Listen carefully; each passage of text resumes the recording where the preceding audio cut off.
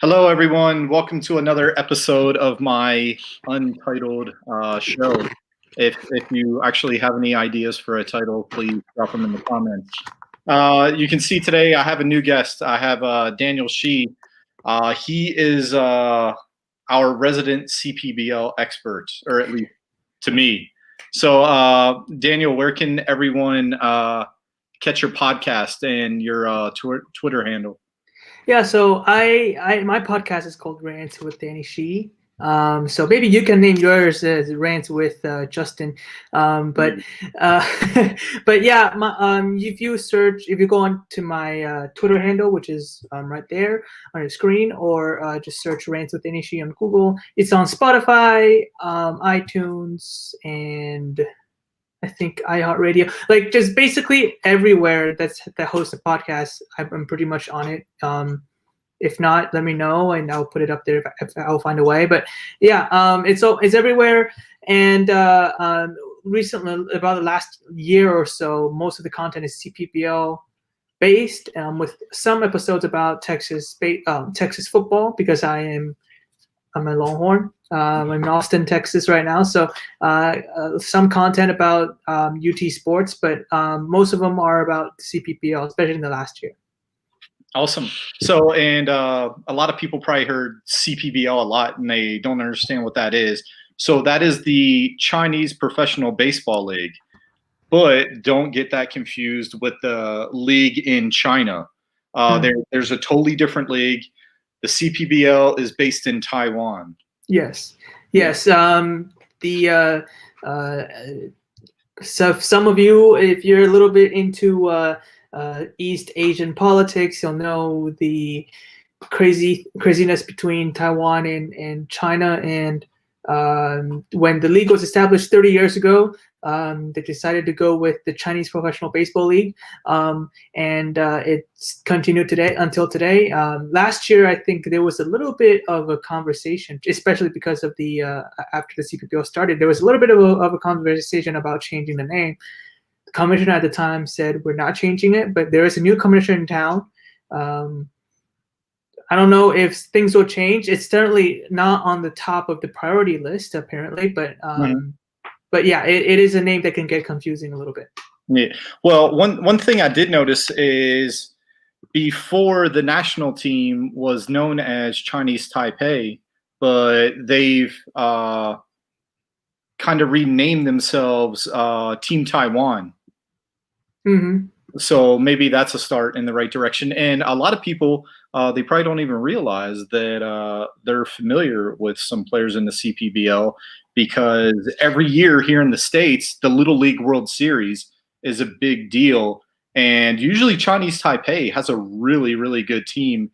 And most of the time they're in the finals or semifinals. Yes. Back in the 70s and 80s, the Chinese Taipei would, I think it was more of a very dominating decade for Chinese Taipei. If you look at the historical records of Little League World Series in Williamsport, I think next to the U.S., like second place with the most gold medals would be Taiwan. Well, in the U.S., I mean, they have a 50 chance of winning every single year because they get their own bracket, and the rest of the world gets another bracket. So I think. I think Taiwan, for a better part of the last, from the 80s to the 70s, 80s, 90s, we were really dominant. I can't name a particular player that played played at Williamsport that's in the Cpbl right now. But yeah, back to for Team Taiwan, they changed the name to Team Taiwan for some of the more unofficial international games, but at the Olympics or at the World Baseball Classic, you will still see Chinese Taipei. In some of the more interleague kind of games at the end of the season, you will see Team Taiwan stuff coming up. And their uniforms are pretty awesome too. Yes, like the dog. Yeah. Yes. I like those because one of the other cool things, how I found out that they had changed their name was the Cpbl baseball cards. And they have a pretty sweet insert set, which you've this year you kind of dabbled in and started collecting baseball cards. Yeah, I was buying a couple baseball cards for fans and friends that started watching the CPBL this year or last year, and Mhm. I think the what do you call it? The pre-order, the limit is 10 packs, 10 of 5 packs, Yeah. and I was like 2 packs short, so I was like, I'll get a couple, and then I started, when you unpack them and you start to feel the magic a little bit, and Yeah. got a collector folder or whatever you call it, and yeah, a little bit of a collector. But I mean, it's still, I mean, compared to yours, it's like tip of Oh, yeah. the very very tip of an iceberg. But yeah, I started doing a little bit of that this year. Yeah. Well, I mean, I've kind of got a little bit of a head start on you, but so for people that don't know, there's 5 teams this year in the CPBL. The Hmm. past, I don't know how many years it's been, but it's just been 4 teams. Yes, ever since the 2009 season, so it's been 11 years. Yeah. It's It's been- been 4 teams. I mean, it's the small. I mean, you can't go lower than four Yeah. for a league of any sport. But yeah, before that, there had been times when there were 7 teams. I think that was the maximum. And then the gambling scandal kind of took a hit, Mhm. and the league was able to survive.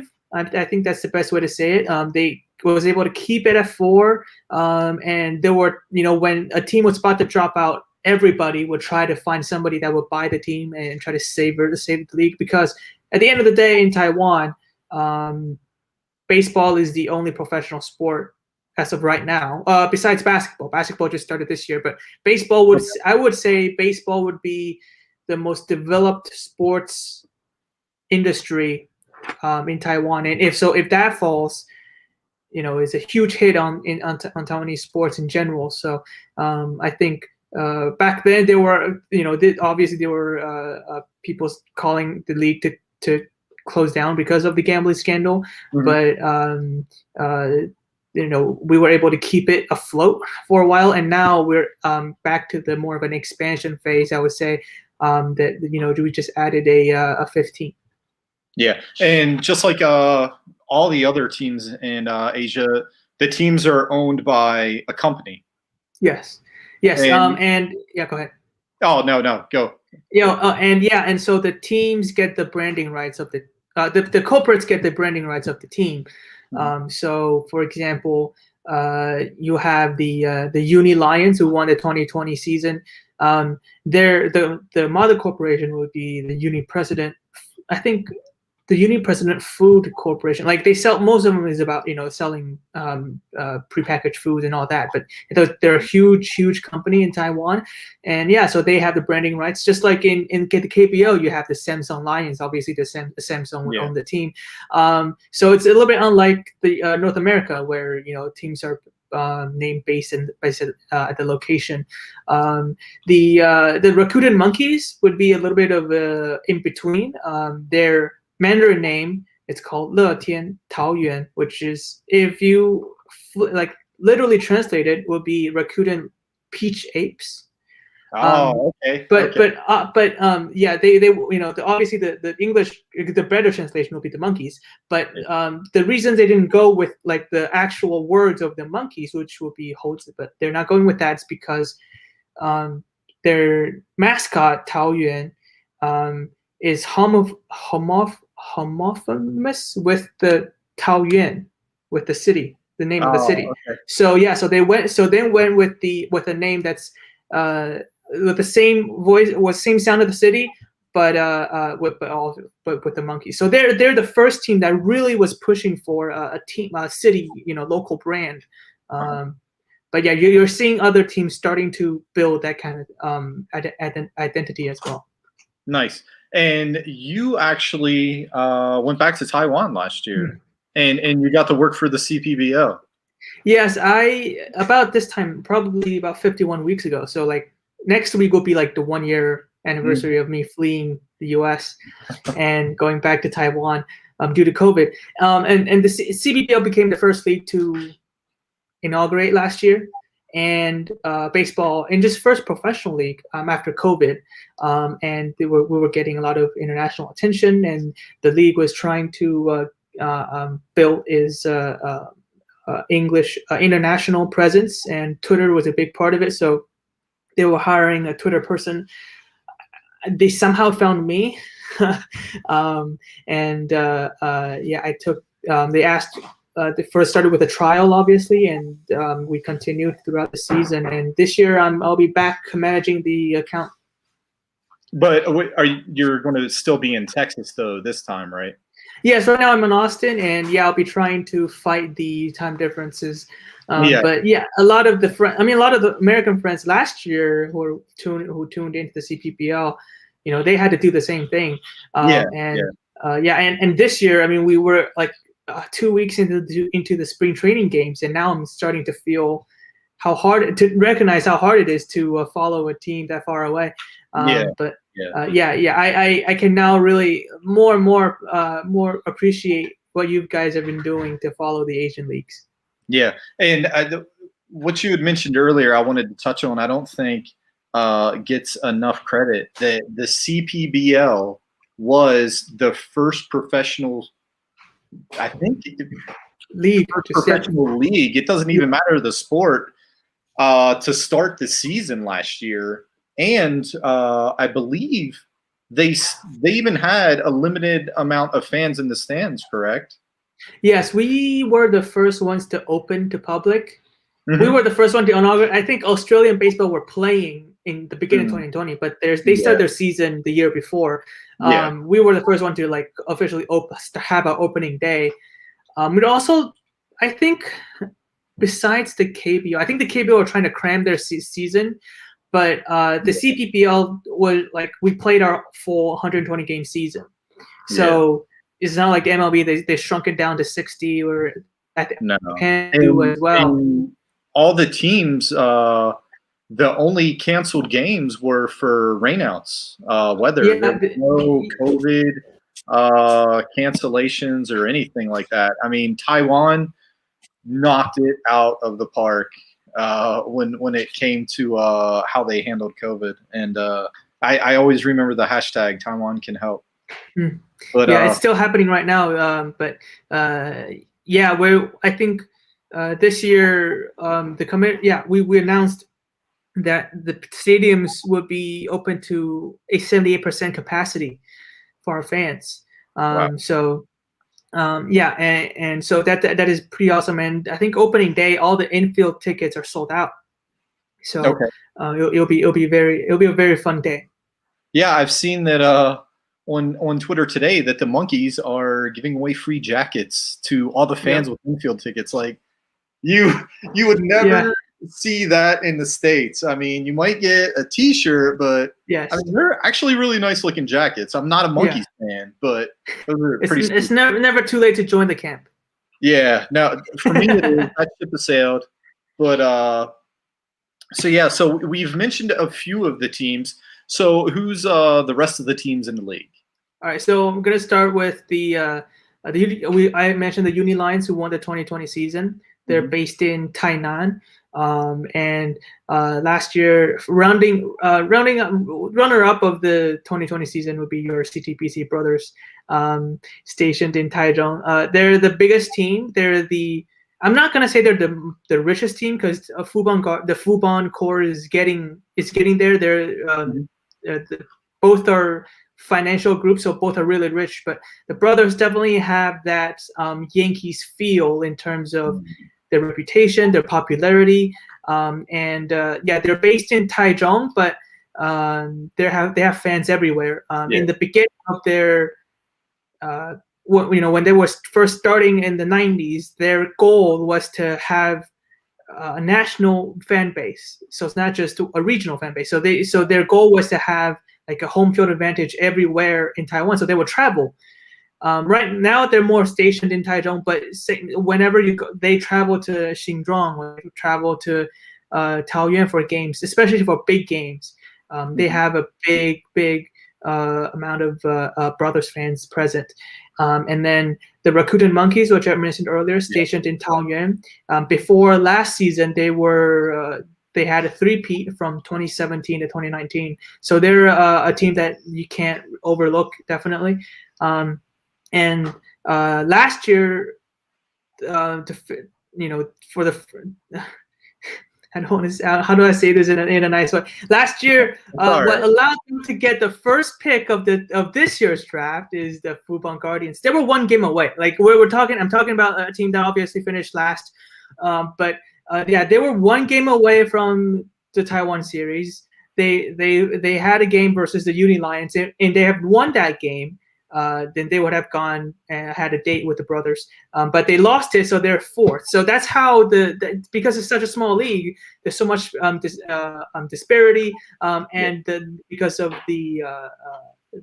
how the schedule and how the system works, that one game can be between the first draft pick of the second year, or the Taiwan series. They're stationed in Xinzhuang, which is the closest to Taipei.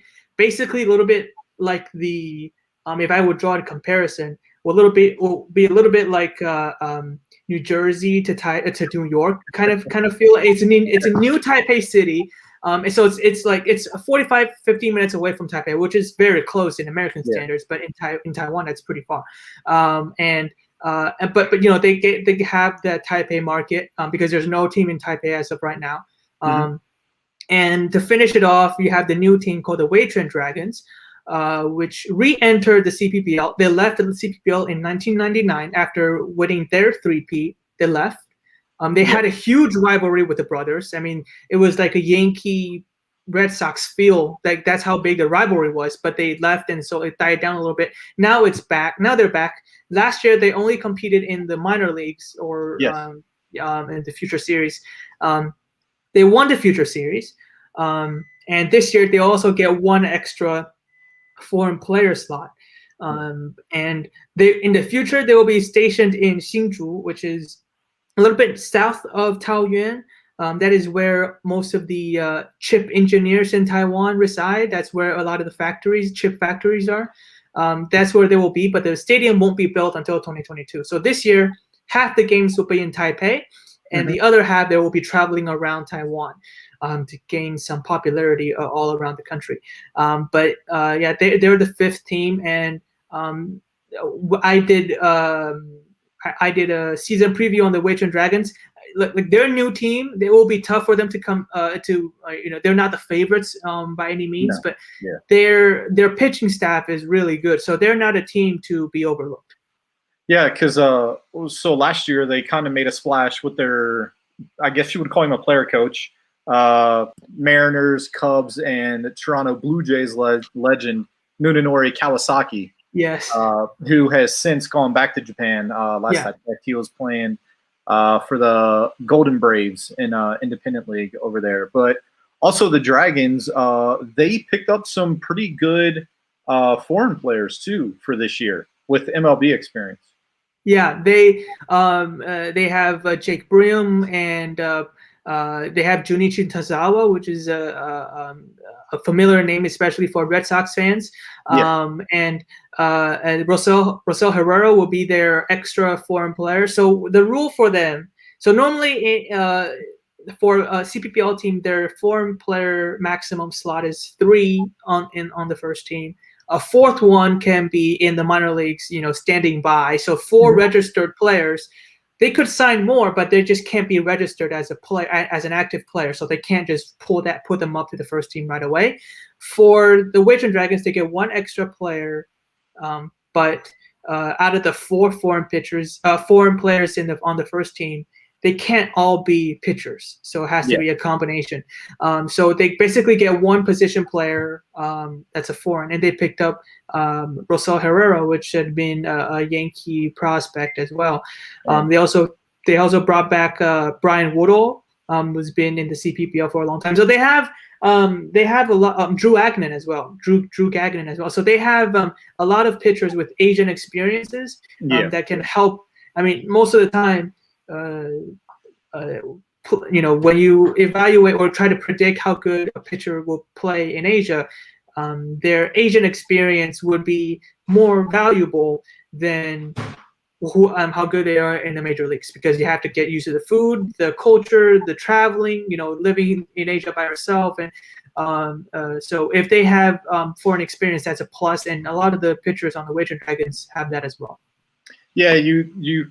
One thing I've noticed is if a player can't, once they play in Asia, they get a really good contract, and it gives them the leverage to where, say they want to go back to the MLB, but if the team's just offering them a minor league contract, and you have a contract from the NPB or the KBO, I'm going to choose them instead of being stuck in, Wichita, Kansas, making $40,000 when. But you see that with guys like Esmil Rogers. Right. He spent a few years in Korea. Henry Sosa. Right. He's made a name for himself back in Taiwan. But I totally lost. Yeah, I know, and I agree with you because I agree with you because you see, and as a team, if I signing between players with major league experience and with or without Asian experiences, I'm playing a lot more for those that played in Asia. A big example would be between Jose De Paula and sorry about that. Oh, that's all right. Yeah, between Jose De Paula and Eero Miranda last year. Miranda pitched in Japan before he came to the Cpbl. They were both brothers pitchers. He pitched for the SoftBank Hawks and was really good, but had ups and downs, and that's why he ended up in Taiwan. But Jose De Paula also had good major league experiences, but never played in Asia. And before the season started, much more pressure and more. Miranda was getting a lot more money than De Paula. Not at the end of the day, you see De Paula being a little bit better than Miranda, but when you're expecting and predicting how good a pitcher will be, their experiences playing in Asia is a big factor. And also, like you said, I've never been to a minor league game myself, and I know there are a lot of people out there loving minor league baseball. But between playing in front of a couple thousand people a night versus playing in Korea or the highest level in Korea or Japan or Taiwan, where on good days you will see more than 15, 16 sometimes, and for big games 20,000 people. I mean I'm biased because I'm from Asia, but I will pick the Asian leagues. Oh, I would too. Trust me. The food's better, tickets are cheaper, beer's cheaper, and there's cheerleaders. Yeah, and there are cheerleaders too. That's the number one. Yeah. So one thing I've noticed, I'm not sure if you can answer this, but a lot of times with the, I guess you would call them foreign imports, teams tend to skew more towards pitchers. And now I know the Dragons signed Herrera this year, but up until Herrera, the last MLB guy I can think of playing in Taiwan is Manny Ramirez. When I believe it was the EDA Rhinos that he played for. Yeah. Yes. So do you kind of have an idea why they tend to go more towards pitchers for their foreign players? Well, there's a number of reasons. Let me just say this. Before Herrera, the Monkeys tried a position player. I don't know his name. I forgot his name, but he didn't pan out so well. And there's a number of reasons why. The last 3 or 4 years or so, it's been a hitters league in the Cpbl. Sorry. No problem. You're fine. I'll answer the question. But in the last 3 or 4 years, the Cpbl has been more of a hitters league. So the quality of pitchers compared to the hitters are a little bit lower, and that's why you need foreign players to come in and help out with their rotation. And the more money you spend on the foreign pitchers, the better they are generally, and that better they help your team. I think especially in the 2017-2018 seasons, the Lamigo Monkeys foreign players are so good that that was a big part of them winning the championship in those years, and that allowed and that kind of forced the other teams to pick up better players and join the arms race to form pitchers. So that's number one. Number two, the pitchers depth coming into the Taiwanese professional baseball in general in Taiwan, it's a little bit more shallow than fielders. Yeah. And the big reasons why is I think good high school pitchers coming out of Taiwanese high school, they get poked and go straight to Japan or America. And when you think of America, like the MLB, right? Mm-hmm. Out of the last 20 years, the best Asian players are pitchers. Besides Ichiro and Hideki Matsui, probably, and Shinshu Chu, but like that's three out of however many Asian players. You have Yu Darvish, Matsuzaka, and Tanaka, Chien-Ming Wang. Have to put him in there. Yeah.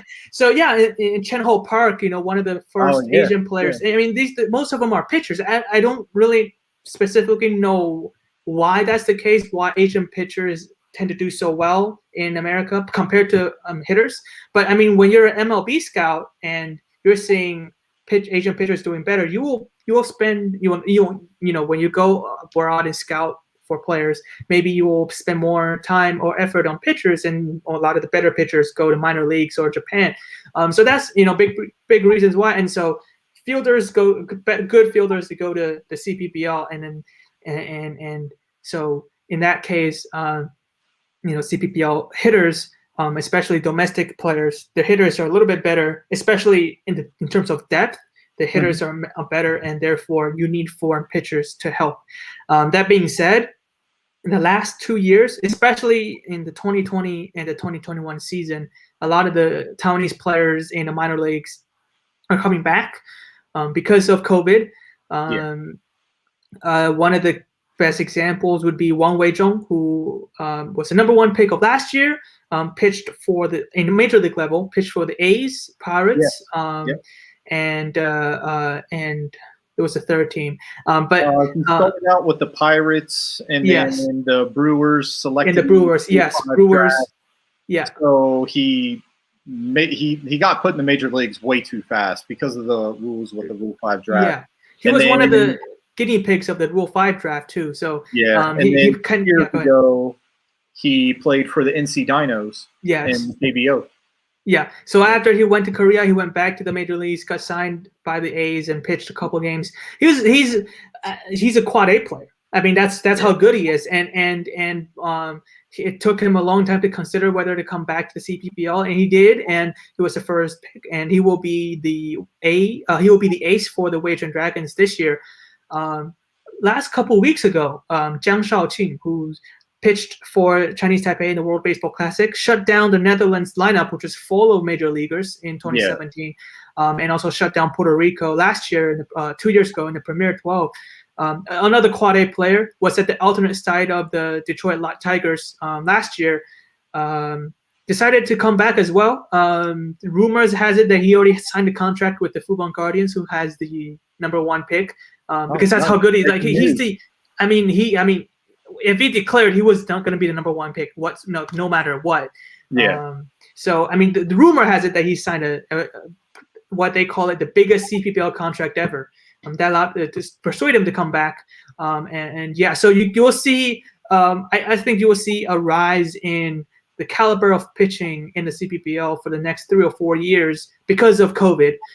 Chen Guanyu as well, a relief pitcher for the Lotte Giants. No, not the Marines. The Lotte Marines. Oh, okay, Cpbl.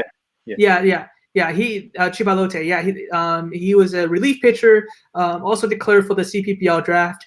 So you're seeing a lot of pitchers who we were talking about. They go overseas to begin their career, maybe have to come back a little bit early and enter the Cpbl because of COVID. So hopefully things will start to change in the next couple of years, and we'll see much more competitive for domestic pitchers versus domestic hitters.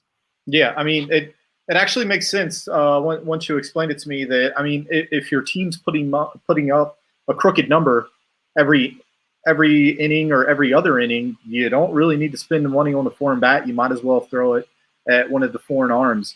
So to kind of build off of that crooked number, I know a lot of times people, if they're following Cpbl on Twitter, they'll see an orange. So Yes. when a team puts up an orange, can you explain that? Yeah. So in Taiwan, well, in baseball in general, it's hard to score more than 4 runs an inning. So in Taiwan, when you see, you call it a big inning. It's a big inning for the Yankees. They scored 4. In Mandarin, big inning and big orange sound the same. Mm-hmm. So I don't know who started it. It's probably because it's probably one of the things that in the early days of the Cpbl, where the cheerleaders and the cheerleading team kind of came up with it. But yeah, it's called the Big Orange when you score more than 3 runs an inning. And I've been trying to play with that a little bit. I mean, every single time you go like, oh, it's a big inning, it just kind of gets boring. So you just kind of go with, oh my God, it's a 4-run orange for the CTPC brothers in the 4th. Last year, you had to use that a lot because the hitting was unbelievable. Yeah, the league was fun. Yeah, and so yeah, that's what it means. A big orange means when a team scores more than 4 or more runs. Some people will say 3, but I decided to go with 4 because they'll make it a little bit more rare and a little bit more special. Yeah. So you had also mentioned the broadcasts, and one of the things that I was really impressed with was the Cpbl, how accessible you made your broadcasts. Now, I know with the time difference, it made it really difficult to watch. But if you wanted to watch the game and you were going to stay up, it was practically, I don't know, it was crazy easy how easy you guys made it. I believe you put it on Twitch. Yes. So this year, I think I can say this with like 98% confidence that there won't be English broadcasts this year, unlike last year. But last year the English broadcasts are on Twitter. This year I don't think it'll be happening, which is a little sad. But for the Guardians and the Brothers home games, you can still be able to catch them for free on Twitch. So in the Cpbl, the teams own the broadcasting rights to their home games. So for the Brothers and the Guardians, their games will be on Twitch for free. I think I'm not. I mean, I need to double check it because I need to confirm with people at the league. But 11 sports teams might not be available on the internet. I think, I don't know, like I think they put a paywall on, so you have to pay a fee for those. But if you want the most, in my opinion, the most reliable and like the number, if you don't want to like go find which team is home and have to find their own Twitch channel or a place where you definitely watch every single game. At one website will be Cpbl TV. Now there is a paywall. Yes. Paywall as of until this Friday will be around $40. Less than $50. I believe it was 130 new Taiwan dollars. And 1,300. 1,300. Okay. Yeah. 1,300. Yeah. And the translation or the exchange rate is like $40. And I am probably 99.9% sure that I'm going to end up buying a subscription this year because I canceled MLB TV this year. And the cool thing about Cpbl TV is you get all the games for all 5 teams. There's no blackouts where no blackouts. No. I subscribe to MLB TV because I'm an Orioles fan living in Arizona, but for the rare occasions that the Orioles have a nationally televised game, that game's blacked out. And I can't watch San Diego Padres games or Diamondbacks games because of the blackout. but CPBL TV doesn't have blackouts, and correct me if I'm wrong, but you can watch replays of past games too. Yeah, you can, like, if you wake up a little bit too late and wants to watch the game, you can watch the full game. Yeah, again, like you said, no blackouts. And in my opinion, in my experience, because last year working with the league live putting stuff, I needed to use Cpbl TV for recording. It is the most reliable way of watching, like unless you have very slow internet. Unless you have, like, I know a couple of fans, and I don't know if they're watching right now, but I know a couple of fans who are living in probably not. rural. I got 3 viewers, so I have a couple of people living in rural areas that have very, very slow Wi-Fi, which that would work for them. But if you have, if you live in a city, you're totally fine.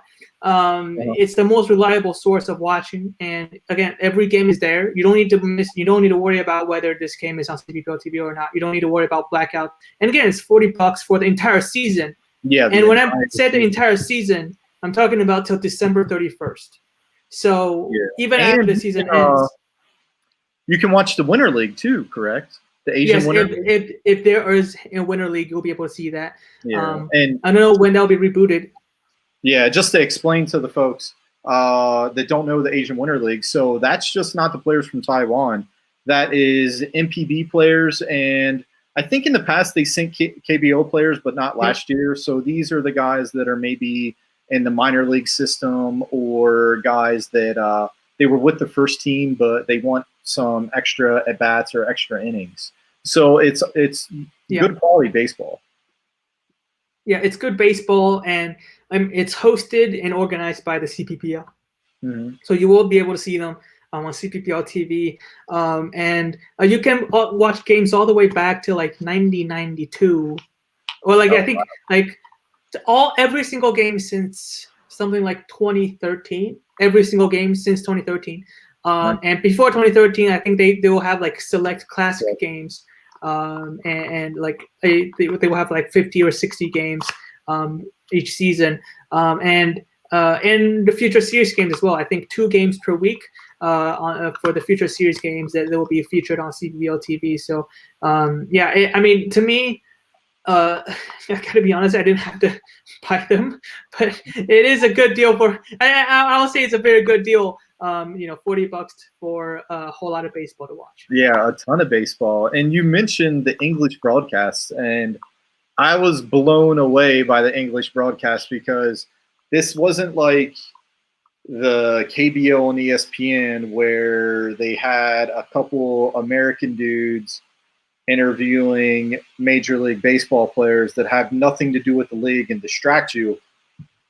The CPBL games, they actually had Mandarin-speaking announcers. Mandarin's their first language, and they broadcasted it in English. And I was blown away at that, because you've lived in a foreign country, I've lived in a foreign country, and when you're trying to learn a new language, you can be shy, and you kind of want to be an introvert because you don't want to make a mistake. But you got 2 guys that English is their second language, and they're broadcasting it all over the world, and they did a phenomenal job. Yeah, and shout out to Richard and Wayne, who started, who did the first couple of broadcasts and really allowed it to take off. I'm not going to try to name all of the broadcasters out there, because I will miss a couple of names. But it was really amazing, especially the first couple of games when I got a lot of attention. That CPBL English broadcasting really became a reality, because normally it was us doing Mandarin broadcasts of the MLB. And now it kind of like last year, it kind of switched over where it's we're doing English broadcasts of the CPBL for the rest of the world. So it was very cool to see it last. The majority of the games had English broadcasting throughout the season. 3 of the 7 Taiwan Series games also had English broadcasts. And all 7 Taiwan Series games was on Twitter as well. So Yeah, it was really fun to see. And I mean, working for the Cpbl Twitter, I had good access to it every single day, and yeah, it was really fun to witness. Personally, I enjoy the Mandarin broadcast because A, I get to watch baseball, and then B, I get a 3-hour Mandarin lesson for free. And Yes. I believe Mandarin is what, the first, maybe first, but it's like second or third most spoken language in the world. So, Well, China is the most popular, so I would say, yeah, I think, yeah, maybe either the first or second. I think just by, but obviously by through influence, English is still number one. Yeah.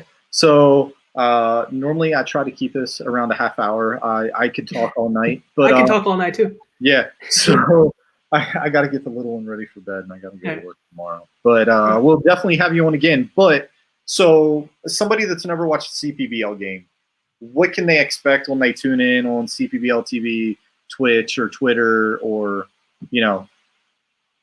Yeah, I would say that before this season, because this season it'll be very different. Number one, there are 5 teams. Number two, the baseball, they did a really, the core value. They did a very big change to the baseballs themselves. Oh yeah, they deadened it a little bit.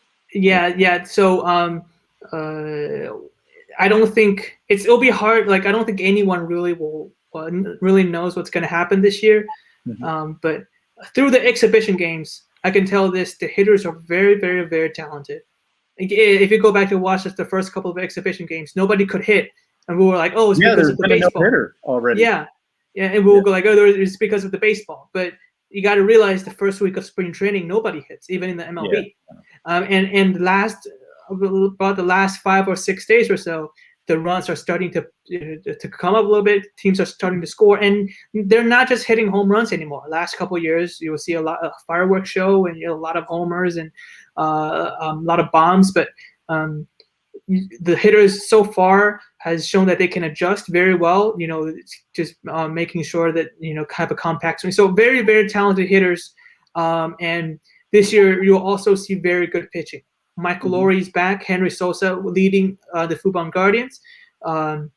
Jose De Paula, the MVP of last season, pitching for your brothers, are going to take another chance at the championship. They've been in the Taiwan series for 6 years in a row, but couldn't win it. I need to mention that. I need to mention that. But and yeah, the Uni Lions. I mean, they're really good. They're 3-4 and pitchers are back. And the Monkeys. The Monkeys will be a lot more hitting focused, but they probably have the most talented lineup in the Cpbl. And the Dragons, again, don't ever overlook them. They have, I would say, pound for pound, possibly the best pitching staff with good foreign pitchers. Probably the best domestic pitcher in Wang Weizhong, who we just talked about, pitched for the Brewers and the A's. And with Junichi Tozawa at the back end of that bullpen, with a lot of bullpen arms with foreign experiences, that pitching staff would be very competitive, but their hitting is a major concern. I don't think they will be scoring a lot, but their pitching will be very, very good. So they will win. They will at least be a good spoiler to a lot of teams out there. They won't be an easy win. So it will be very, very competitive. It'll be a long grind. You will have a climax by the midseason because of the first half season and second half season format. Yeah, if you win the first half, you get you're automatically in the Taiwan series. Right. So you could have a hot month. You could go 30 and 10. Oh, sorry, bad math. 30 and 10. Yeah. 30. Wait, no, 20 and 10 in a month. You can go 20 and 10 in a month. And all of a sudden, you win the first half. So it will be a very exciting season, and it won't be another 15 to 14 games. You won't see that a lot this year, but it will be very competitive. It will be very fun. It will be very close, and I would imagine by till the end of each half season, there will be some very important games going on. Last year I watched every single game. there were games out there that probably you're like, oh man, like it's one of those games. But by the stretch, by the home stretch of each half season, when there are very important games going on, where like a team can clinch or it's a do or die for a team, those games are really, really good baseball. Those are some very high level baseball being played. So I would imagine that to continue for the 2021 season. And this is some high level baseball we're going to watch this season. Awesome. Well, thank you. I can't thank you enough for coming on. Thank you for having me on. Yeah, and anytime. Hopefully, we can have you on again, like towards the middle of the season. We can talk about how the brothers have punched their tickets at the Taiwan series. But so, where can everyone find you again for those that didn't see it at the beginning? Yeah, so on the name thing here on your screen, that's my Twitter handle. I'm also manning the Cpbl Twitter account, so make sure to give that a follow. We're, I think, 100 followers away from 100,000 followers. So Cpbl? Yes, for the Cpbl. Oh, yeah, not me, the league account, but yeah, you can follow me on through the handle right there, and most of the tweets on the league account, I'm writing them, so there will be mistakes and there will be a lot of editing button that will be a lot of hoping for edit buttons on Twitter. But that would be awesome. Yeah, you can follow the Cpbl at Cpbl. That's the Twitter handle for the league. And that's my handle right there. And you can also listen to my podcast, Rants with Danny Shih, which we are going to do our final part of the 3-part 2021 season preview. We've done the Fubon Guardians, the Dragons, and the Monkeys. This week we'll be doing your CTBC brothers and the champions, the 2020 champions Uni Lions this week. So thank you for having me on. Yeah, no problem. All right. So thanks for tuning in, everyone. I'll see you next week.